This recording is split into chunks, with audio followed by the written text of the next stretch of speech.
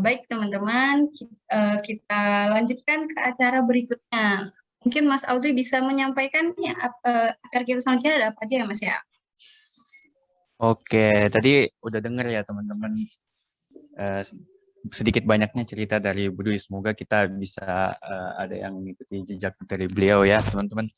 Jadi mungkin lanjut aja nih ke pembicara selanjutnya. Jadi di sini kita berkesempatan nih untuk mendengarkan sedikit pencerahan gitulah atau mungkin kisah inspiring gitu dari kakak kelas kita yang mungkin udah lulus, sudah menempuh jenjang perkuliahan di level selanjutnya. Jadi di sini ada Mas Zaka Ugi. Selamat datang Mas Zaka. Selamat datang semuanya. Assalamualaikum. Assalamualaikum Bu Dwi. Salam, apa kabar Zaka? Ya, alhamdulillah sehat Bu, sehat-sehat semua ya Bu. Ya, amin. Sehat selalu. Amin. Amin, makasih Bu. Oke, mungkin sebelum kita masuk nih untuk berbincang-bincang dikit sama Mas Zaka, mungkin bisa dibacakan dulu untuk CV Mas Zaka ya Mbak Rizky ya. Baik, saya di sini akan coba bacakan CV-nya Mas Zaka, walaupun banyak banget ya teman-teman. Untuk nama lengkap Mas Zaka sendiri itu Zaka Ugi Rizky, graduated from Master Degree in Industrial Management, National Taiwan University of Science and Technology. Nah, sangat menarik ya teman-teman. Nah, di sini ada pendidikan yang sudah ditempuh oleh Mas Zakanya beberapa tahun terakhir. Pertama, ada S1 di Universitas Islam Indonesia tentunya dari tahun 2016 sampai dengan tahun 2020. Kemudian ada Master Degree dari tahun 2019 sampai 2021 di Universitas Islam Indonesia, Teknik Industri ya, dan kemudian ada Master Degree lagi nih di Taiwan. Nah, ini mungkin jadi pertanyaan bagi teman-teman, kok bisa sih Master Degree-nya ada dua gitu ya, ada UII, ada yang di Taiwan juga gitu. Nah, ini nanti akan kita tanyakan ke Mas Zaka, boleh banget ya. Kemudian ada work experience-nya di PT Pos Logistik Indonesia, di bidang corporate planning department, kemudian di PT Pertamina, di bagian refinery planning and optimization. Nah, mungkin itu sedikit informasi terkait Mas Zaka nih teman-teman. Mungkin Mas Zaka nanti bisa menjelaskan lebih lengkapnya. Tapi mungkin Mbak Rara boleh. Nah, di sini ada international publication-nya. Wow, banyak banget nih teman-teman, menarik sekali. Dari tahun 2019 sampai tahun 2021, sudah ada 14 international publication-nya. Selanjutnya, dan tentunya ada nasional juga. Kemudian ada kompetisi yang dilaksanakan atau dilakukan oleh Mas Zaka. Next. Sangat banyak ya teman-teman. Kemudian ada best paper, grand project, work experience, dan award lainnya. Gitu teman-teman. Itu sedikit informasi terkait CV Mas Zaka Ugi Rizky selaku pemateri atau pembicara kita pada siang hari ini. Nah, mungkin langsung aja nih Mas Audrey, kita ulik dan kita tanya kepada Mas Zakanya, gimana sih bisa mendapatkan banyak pengalaman dan banyak prestasi seperti yang sudah kita lihat tadi. Silakan. Oke, baik. Makasih Mbak Rizky. Tadi udah bacain ya terkait perkenalan lah lewat CV dari Mas Zaka. Nah, kita langsung aja nih nanya-nanya langsung ke Mas Zakanya. Mungkin langsung aja ya Mas.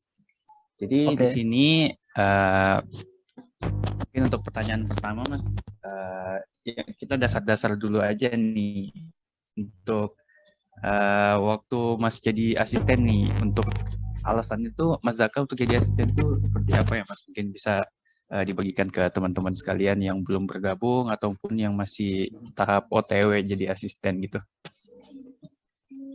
Oke, makasih ya Audrey.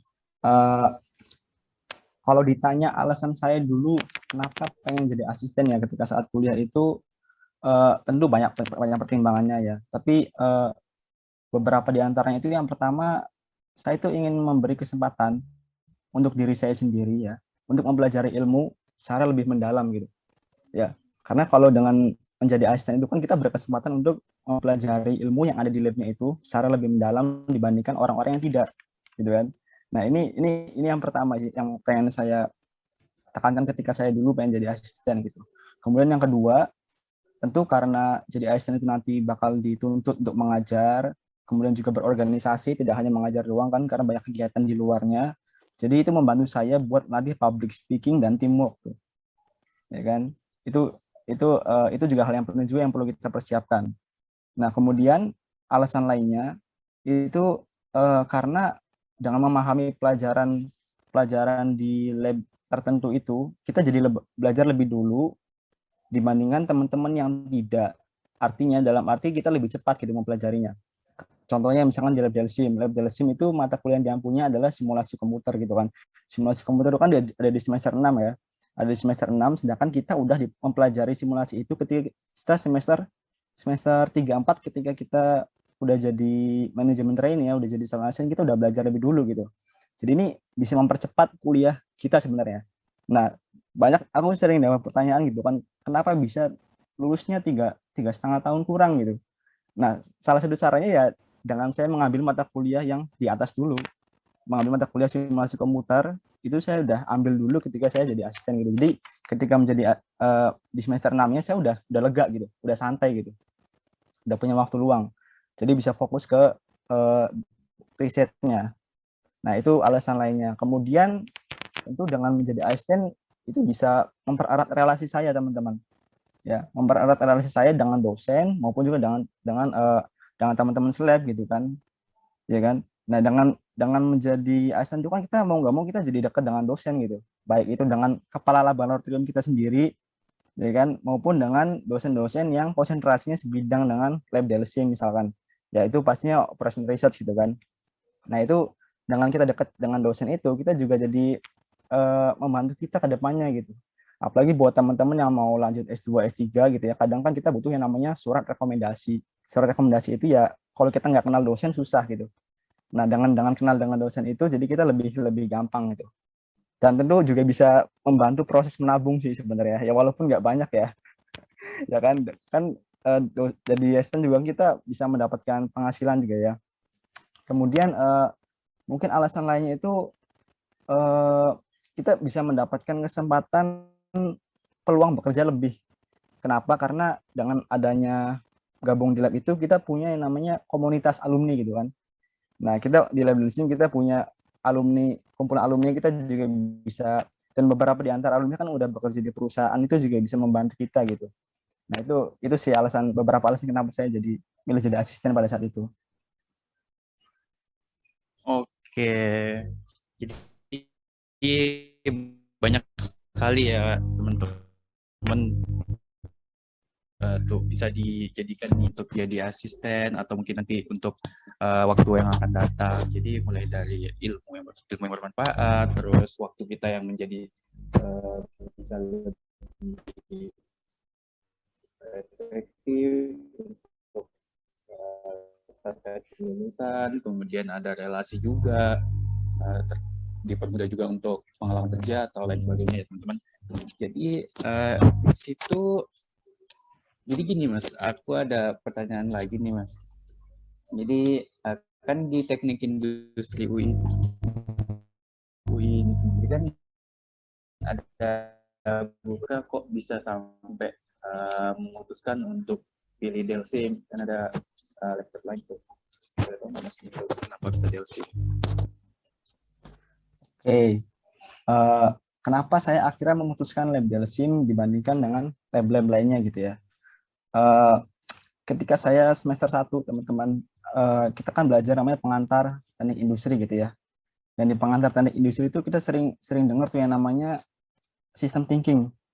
Iya kan? Teknik industri basisnya itu sebenarnya kita harus punya sistem thinking yang kuat gitu. Nah, di lab Delsim itu ya, karena basisnya ada pemodelan sistem dan simulasi komputer, otomatis yang ditekankan juga adalah sistem thinking gitu.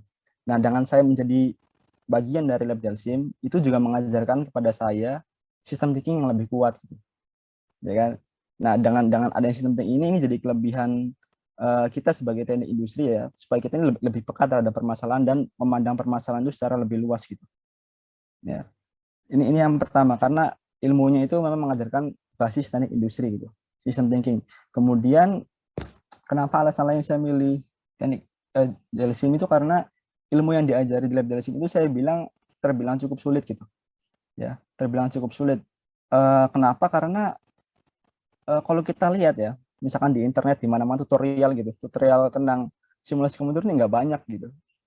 Beda dengan tutorial-tutorial yang lainnya gitu.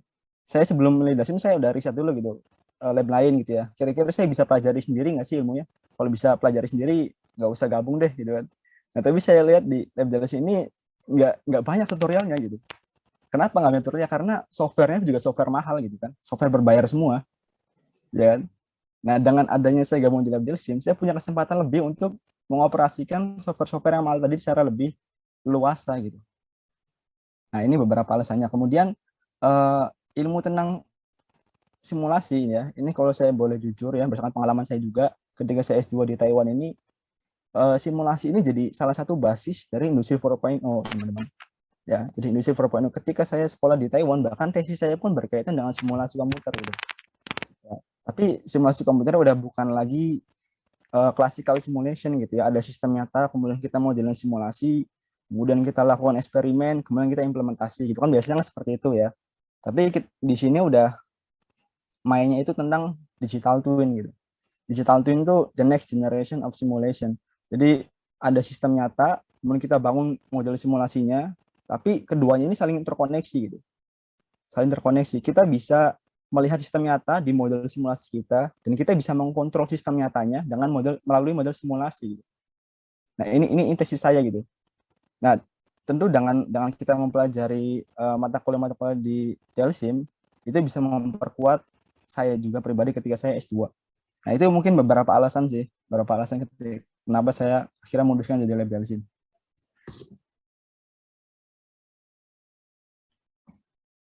Jadi gitu ya teman-teman. Nah, kita nanti lanjut nih. Tadi udah sempet nih dari jawaban baru tadi nih dari Mas Zaka udah sempat disinggung nih. Ada Mas Zaka udah menempuh pendidikan di Taiwan juga ya Mas. Nah, sudah dibacakan juga di CV-nya bahwa Mas Zaka kok bisa ambil 2 tempat gitu, ada di Indonesia, ada yang di luar juga. Nah, sebelum masuk tentang kenapa bisa double degree kayak gitu, mungkin bisa dijelasin dulu nggak Mas, double degree itu apa? Oh, double degree itu pada dasarnya itu kita memperoleh 2 gelar ya dalam waktu yang sama di institusi yang berbeda dan dilakukan secara terpisah ya.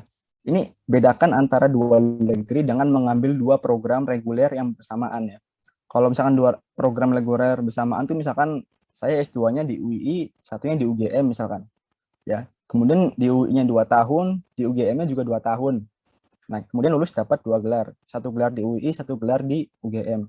Tapi kalau dual degree itu kita dilakukannya secara terpisah tapi dalam waktu yang bersamaan. Jadi 1 tahun di UI, kemudian lanjut 1 tahun lagi di Taiwan misalkan, seperti saya.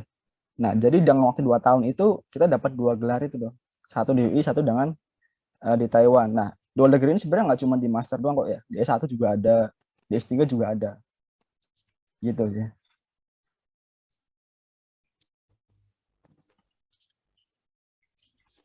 Oke, nah tuh teman-teman mungkin dari kita nih ada yang mau lanjutin nih, mungkin mulai dari S1 atau mungkin bisa kayak Mas Zaka juga di S2 bisa ambil double degree. Nah, mungkin ini kan di sini kita kebanyakan dari teman-teman asisten ya Mas. Ada juga dari teman-teman teknik industri 2020 yang mungkin baru masuk semester 3 ya teman-teman. Nah, mungkin ada pertanyaan lagi nih Mas. Apakah untuk saat menjadi asisten tuh bisa lebih mudah untuk dapat beasiswa double degree gitu Mas? Oh, pastinya ya. Saya bilang pastinya. Kenapa? Karena yang pertama itu jadi bukti nyata ya. Kalau kita itu punya pengalaman organisasi. Ya, jadi kalau saya boleh bilang, teman-teman kalau ikut organisasi itu jangan cuma asal organisasi gitu ya. Organisasi kadang ya cuma membuang-buang waktu juga sih.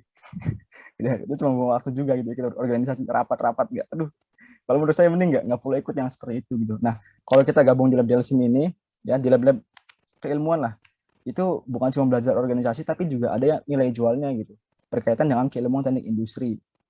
Ya, nah ini pasti dilihat gitu kan. Saya bahkan ditanya ketika saya studi di Taiwan, kamu punya background apa? Gitu. Kamu punya background apa? Kamu punya sebelumnya pernah bekerja di lab mana gitu. Nah, karena saya bekerja di lab Delsim, saya bilang saya punya background di simulasi. Saya bilang dengan profesornya. Nah, makanya proyek saya di Taiwan hampir semuanya kaitan dengan simulasi gitu. Mulai dari FlexSim saya pakai buat digital twin, sistem dynamic saya pakai buat project COVID-19, agent based modeling saya pakai buat operational smart warehouse. Itu kepake semua gitu. Ya. Nah, itu yang pertama, pastinya kepake apa enggak kepake. Kemudian karena kita seperti yang tadi saya bilang, karena udah biasa mengajarkan kepada teman-teman gitu ya. Jadi kita punya public speaking, kemudian kita juga punya pengalaman teamwork juga. Karena nanti ketika teman-teman sekolah di luar negeri, terutama ya di Taiwan itu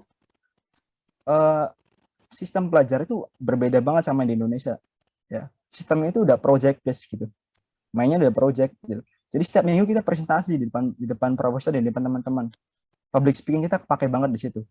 Ya, teamwork juga kepake karena kita nggak kerja sendirian nih. Kita project kita besar, nggak mungkin kita selesai sendirian. Kita bagi-bagi tugas. Saya bagian modeling, teman-teman yang lain di bagian perhitungan ekonomisnya. Ada lagi bagian lain. Nah, itu kita kerjasama. Nah, kita dengan pengalaman di lab Delsim, ya, dengan kelebihan-kelebihan yang tadi saya bilang tadi, itu pasti sangat mendukung kita ketika mendaftar S2. Gitu.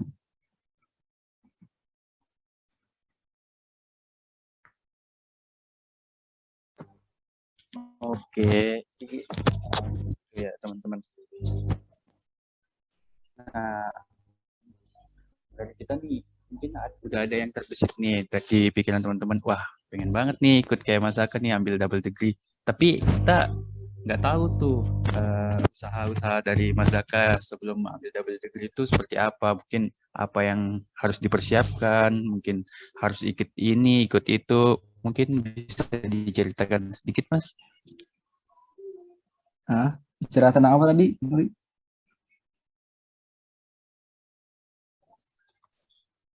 Oh, mungkin saya ulangi ya, Mas. Mungkin, jadi saya ulangi ya, Mas.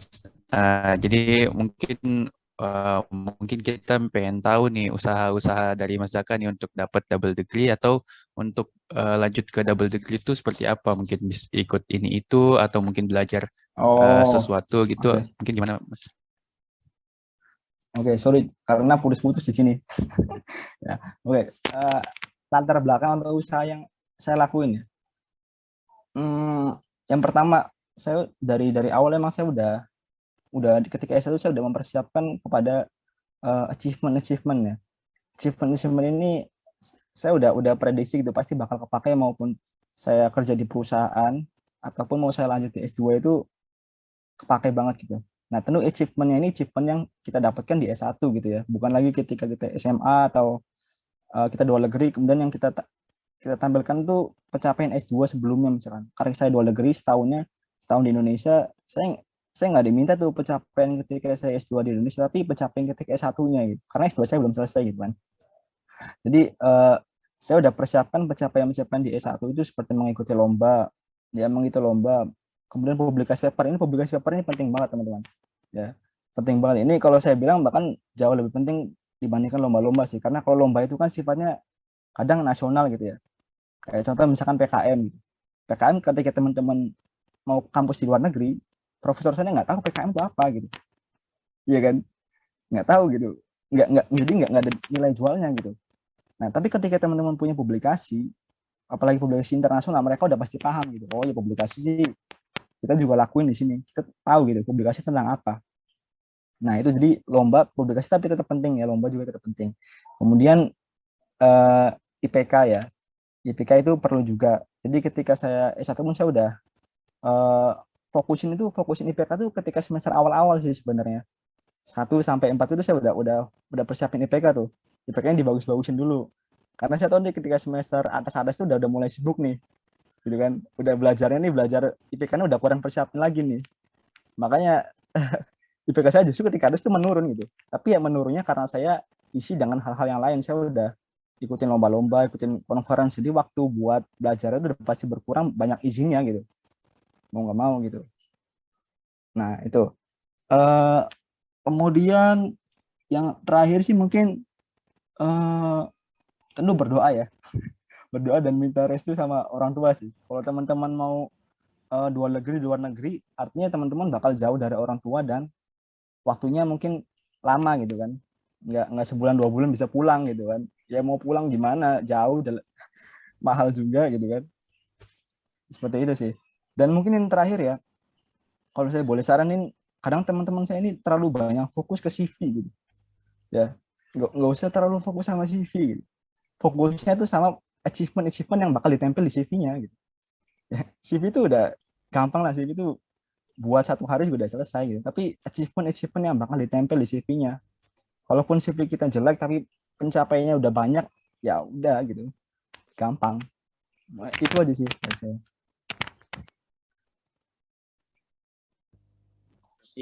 Dari publikasi ya, publikasi, kemudian ini mungkin bisa jadi tips-tips buat teman-teman yang tahun 2020 nih. Dari awal nih bisa fokus ke IPK dulu ya, kayak kata Mas Zaka, terus nanti di akhir-akhir Ya. kalau misalkan udah bergabung di lab nanti udah kebanyakan izin buat belajar banyak, itu mungkin ya bisa dijadiin. Terus nah, sebelum aku lanjut ke pertanyaan yang selanjutnya nih, mungkin dari teman-teman nih atau dari Mas Mbak asistennya nih, ada pertanyaan dulu nggak sebelum saya lanjut?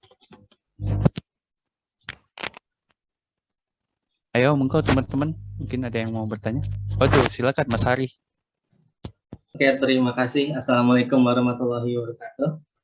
Waalaikumsalam. Perkenalkan, nama saya Haribo. Mas, izin bertanya. Kan kalau Oke. kita ambil double degree ini otomatis sudah terpasang sama fast track ya.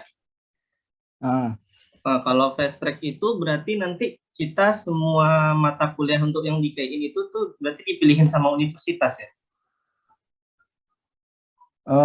mata kuliah enggak. Jadi ini perlu saya sampaikan dulu bahwa kalau kamu mau ikut dual degree, nggak perlu ikut fast track, nggak apa-apa. Jadi dual degree itu bisa sebenarnya. Ya, kalian udah lulus S1 nih misalkan, kemudian kalian daftar S2. Nah, kalian setelah daftar S2 mau lanjut dual degree itu masih bisa. Nggak terikat, fast track dengan dual degree ini nggak terikat gitu. Cuman dengan mata kuliah enggak kok, nggak ditentuin. Oke, berarti Mas, itu kalau mau ikut itu mulai daftarnya dari semester berapa ya? Kemarin ada itu dari Pak Winda, katanya mulai dari semester 3 itu dipersiapkan. Apakah itu maksudnya yang sama fast track atau memang double degree harus seperti itu? Untuk pendaftarannya itu jadi gini, karena dual degree kita dengan Taiwan ya. Di Taiwan itu ada pendaftaran itu tiap setahun tuh ada 2 kali, ada di fall dan ada di spring. Dan karena kita sistemnya setahun di UII, setahun di Taiwan, jadi mau nggak mau kita cuma bisa daftar itu di saat fall doang. Ya, di saat fall doang. Jadi setelah 1 tahun di UII, MTI nih, di setahun, kemudian kita daftar di tahun fallnya. Di tahun fallnya kita masuk September berarti. September, di bulan September tiap tahun itu. Jadi nggak itu ya, nggak nunggu sih, nggak nunggu semester 3. Pas semester 3 kan kita udah di Taiwan, gitu kan. Jadi pas semester 2 kita daftarnya. Semester 2 di S2 kita daftar, nanti keterima apa enggaknya, beasiswa enggaknya, semester 3 kita langsung berangkat ke Taiwan. Gitu. Oke, terima kasih Mas. Oke. Oke, terima kasih Mas Hari atas pertanyaannya, dan Mas Zaka juga udah jawab ya.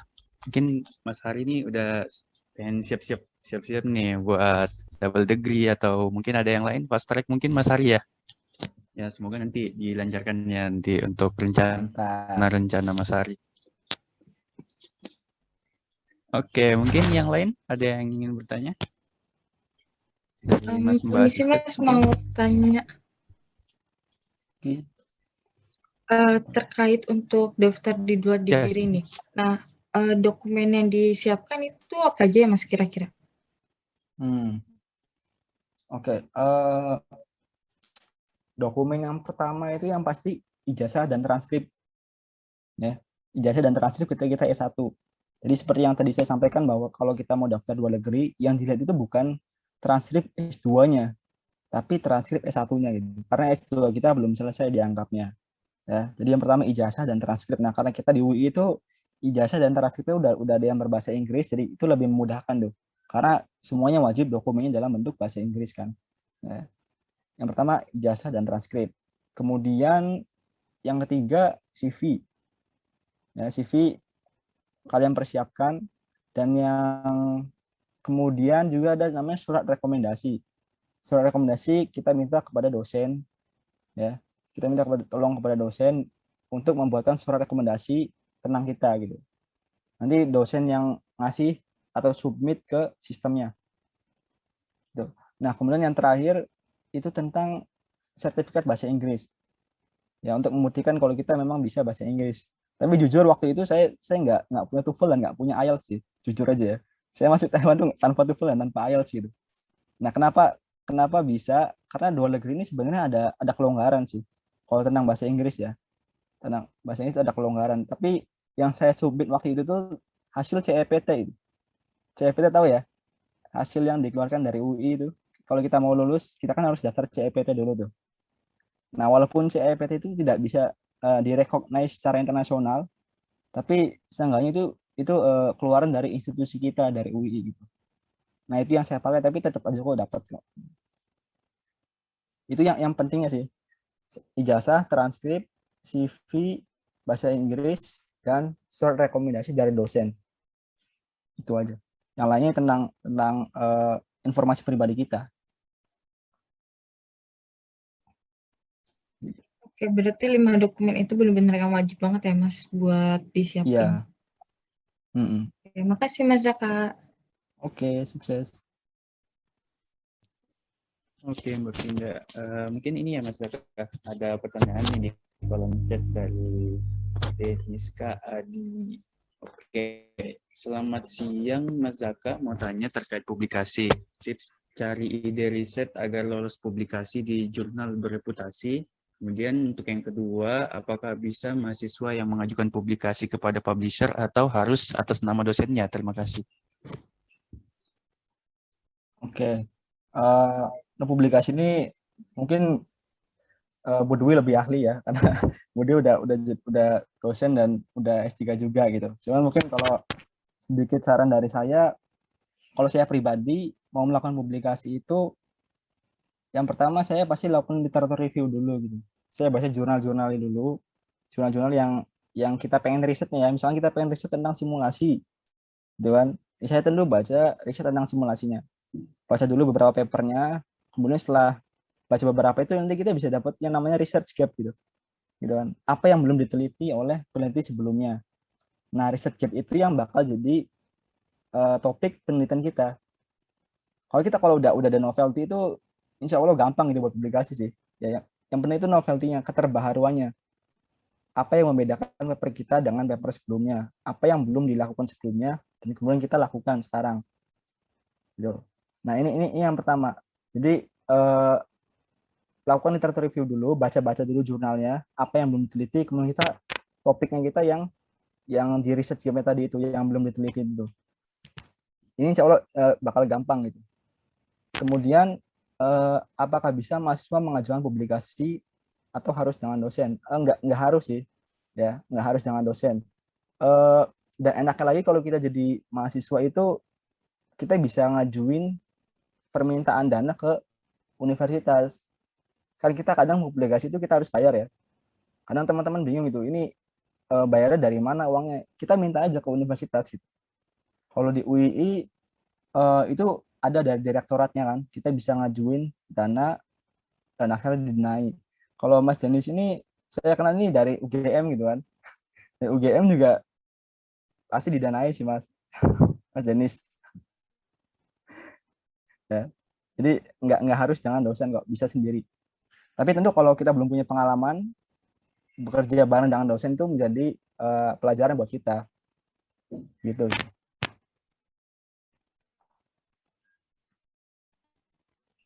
Oke, mungkin Mas Denis sudah menjawab pertanyaannya atau mungkin ingin menanggapi?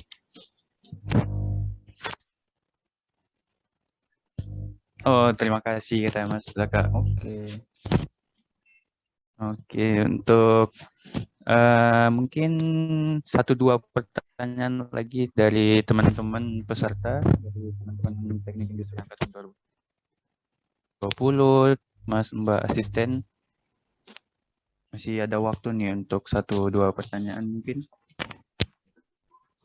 Mohon izin bertanya Mas Yaka. Oke, sampai ini. Oke, sebelumnya perkenalkan saya Ayu, mohon izin bertanya ya Mas. Apakah Mas Yaka berkenan nih untuk membagikan strong motivation Mas dalam perjalanan hidup Mas sampai bisa mencapai double degree dan pencapaian yang lainnya biar bisa jadi motivasi buat yang lain juga nih Mas. Suruh Putus-putus motivation. ya Mas? Ya. Iya, kedengeran kok, kedengeran. Oke. Oke. Kalau saya pribadi, saya selalu punya komitmen sih ya. Saya selalu punya komitmen bahwa saya itu hidup di dunia ini nggak sebentar gitu. Ini selalu yang saya pegang sih dari dulu sih. Kalau saya hidup di dunia ini nggak sebentar, makanya karena nggak sebentar itu saya selalu isi dengan hal yang produktif gitu. Dengan hal yang produktif, dan tentu itu semua tergantung dari tujuan kita ya. Kalau misalkan kita mau jadi preset misalkan, ya maka jalannya kita persiapin untuk menjadi seorang periset yang handal.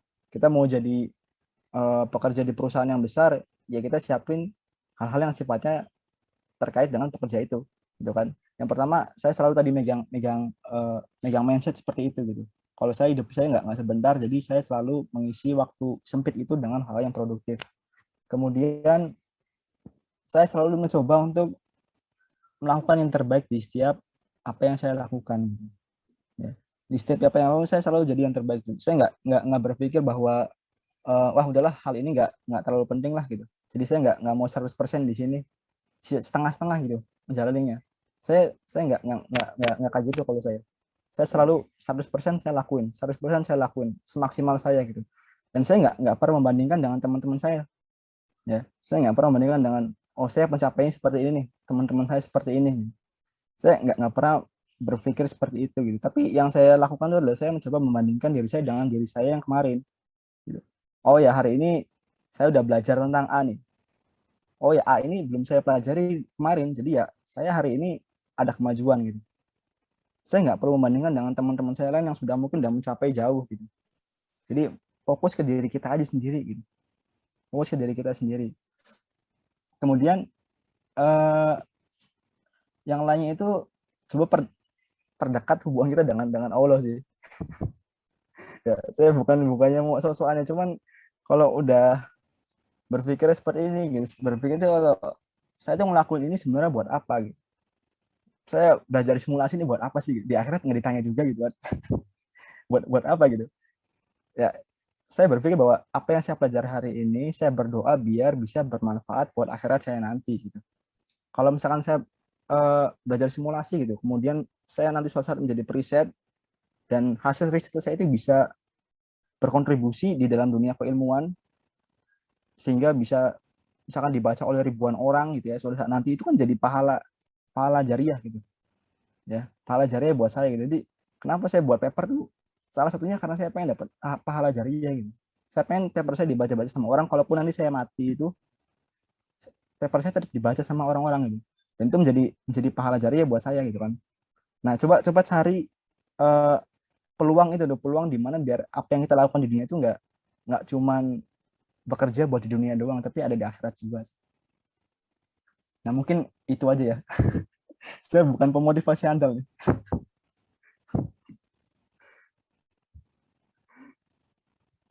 Oke, makasih banyak ya Mas. Mungkin bisa jadi motivasi juga buat yang lainnya. Makasih Mas. Ya, oke.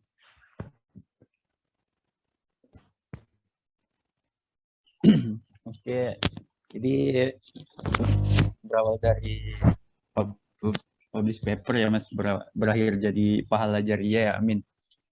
Amin. Oke, mungkin sebelum ditutup ya Mas, mungkin ada satu pertanyaan lagi nih dari saya terkait mungkin bisa dikonfirmasi dulu Mas. Double degree Mas Zaka tuh beasiswa ya Mas? Iya, betul. Ya. Nah, mungkin ini yang terakhir Mas. Tadi kan udah dikasih tuh tips and triknya terkait bagaimana ikut double degree, apa yang harus dipersiapkan. Mungkin ini untuk yang terakhir dibagikan ke kita nih kiat-kiat untuk mendapatkan beasiswa itu sendiri Mas. Mungkin nggak harus double degree sih Mas, mungkin beasiswa lainnya. Oke, jadi ini sebenarnya kaitannya dengan jawaban saya yang sebelumnya sih, ya. Yang pertama itu yang saya berani boleh bilang itu tentang publikasi itu penting banget nih. Kalau kita mau lanjut S2, S3 dengan beasiswa, ya, publikasi. Karena publikasi ini karena kita kan mau jadi periset kan, S2, S3 itu karena kita mau jadi periset gitu. Kita mau melakukan riset nanti di S2 dan S3. Kalau kita punya publikasi itu jadi bukti nyata gitu. Profesor saya itu bahkan baca tentang publikasi saya gitu. Oh, si Jaka ternyata waktu sebelumnya kerja di sini nih. Jadi proyek yang dikasih pun berkaitan dengan publikasi sebelumnya. Nah, itu yang pertama, publikasi udah harus disiapin ya. Kemudian IPK. IPK juga perlu. Tentu semakin tinggi semakin bagus ya. Walaupun IPK saya juga nggak 3,9 juga. IPK saya juga cuma 3,88 gitu. Nggak perlu sampai tinggi juga seperti yang saya bilang, karena saya udah semester akhir saya udah fokusnya bukan ke IPK lagi gitu, udah fokusnya ke lomba, ke publikasi gitu kan, ke lab, acara organisasi. Nah, kemudian biar dapat publikasi, coba minta surat rekomendasi kepada sebisa mungkin kepada orang yang memiliki peran ya. Memiliki peran itu maksudnya dalam arti misalkan sebagai dekan, ya, sebagai dekan ini juga berpengaruh sih sebenarnya. Ya, siapa ini yang rekomendasinya ini siapa gitu. Nah, ini kalian harus punya relasi dengan dosen juga, ya, relasi dengan dosen biar kalian mintanya itu gampang gitu. Ini tiga hal yang penting ya. IPK, list publikasi, surat rekomendasi. Nah, kalau misalkan teman-teman mau daftar di universitas seperti yang kayak di Amerika, ya, kayak kemudian di Inggris, Australia, yang basisnya itu memang bahasa Inggris, terlahir bahasa Inggris gitu kan. Tentu IELTS dan TOEFL itu menjadi hal penting juga gitu. Ya. Cuman kalau rata-rata kalau kampus yang di Asia yang bukan terlahir bahasa Inggris itu, mereka masih memberikan peluang yang lebih tuh. Oh ya, TOEFL-nya nggak perlu tinggi-tinggi misalkan. Nggak harus 600 ke atas. Kemudian nggak perlu IELTS-nya tinggi-tinggi gitu. Yang penting ada dan memenuhi syarat-syarat itu pun bisa kita capai lah. Ya, kayak misalkan di Taiwan itu TOEFL 500 minimal. Nggak terlalu tinggi gitu kan. Tapi kalau misalkan di Amerika itu bahkan udah sampai 550, udah sampai 600. Ya. Jadi persiapin bahasa Inggris. Bahasa Inggris ini bukan cuma sekedar nilai kalau menurut saya. Karena nanti ketika kita S2 S2 di luar negeri pun kita komunikasi juga bahasa Inggris kan. Kalau kita cuma pasif doang, misalnya presentasi bahasa Inggris pasti bakal susah gitu. Nah, mungkin itu yang pentingnya yang saya sampaikan ya, Audrey. Itu menurut saya. Oke. Oke, makasih Mas Zaka. Jadi ada itu ya, publikasi, kemudian IPK, terus relasi dengan dosen juga penting ya Mas ya. Itu terkait rekomendasi. Oke, mungkin bisa di lain waktu atau mungkin bisa langsung hubungi Mas Zaka via apa nih Mas? Bisa Instagram atau mungkin Ya, kontak Instagram email boleh. atau lain sebagainya. Jadi semoga oke Mas, oke. Jadi kita ada acara apa lagi nih Mbak Kiki? Baik, Sebelumnya terima kasih ya kepada Pak dan Bu Dwi selaku pembicara kita pada siang hari ini. Jadi teman-teman, seperti yang sudah kita ketahui bahwasannya Mas Zaka dan Bu Dwi ini adalah alumni Delsim. Nah, dari situ kita sudah tahu ya bahwa Delsim ini sangat bisa sekali menjadi batu loncatan kita untuk menjadi seperti Mas Zaka atau Bu Dwi, atau bahkan mungkin lebih ya seperti itu. Jadi bisa jadi motivasi kita semua gitu. Nah, sekali lagi terima kasih kepada Bu Dwi dan Mas Zaka. Langsung saja mungkin kita masuk ke acara berikutnya nih, ada sesi Kahoot teman-teman. Nah, semuanya boleh ikut, kecuali yang bikin pertanyaan nggak boleh ikut ya. Jadi akan ada